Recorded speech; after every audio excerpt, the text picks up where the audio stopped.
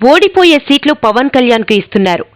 జనసేన అధినేత పవన్ కళ్యాణ్పై ప్రజాశాంతి పార్టీ అధ్యక్షుడు KA Paul తీవ్ర వ్యాఖ్యలు చేశారు.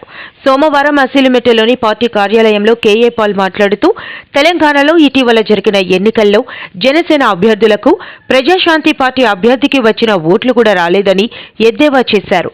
ప్యాకేజీ స్టార్ పవన్ కళ్యాణ్ టీడీపీకి అమ్ముడుపోయారని ఆరోపించారు. జనసేనకు టీడీపీ 25 సీట్లు కూడా ఇవ్వడం లేదన్నారు.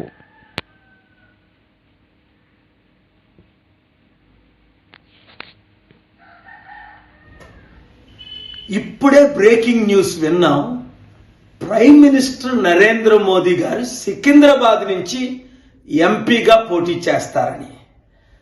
మోదీ గారు, నిజంగా నేను మీకు ఛాలెంజ్ చేస్తున్నాను.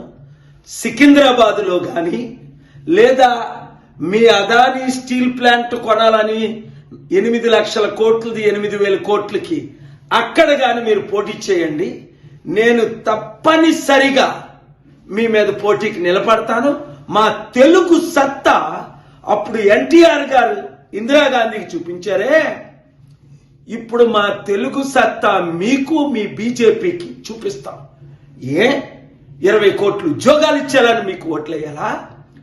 సంవత్సరానికి 1,00,000 కోట్లు కాంగ్రెస్ పార్టీ అప్పు చేస్తే మీరు నెలకు 1,00,000 కోట్లు అప్పు చేసి 130 లక్షల కోట్లు అప్పు చేశారని మీకు ఓటేయాలా?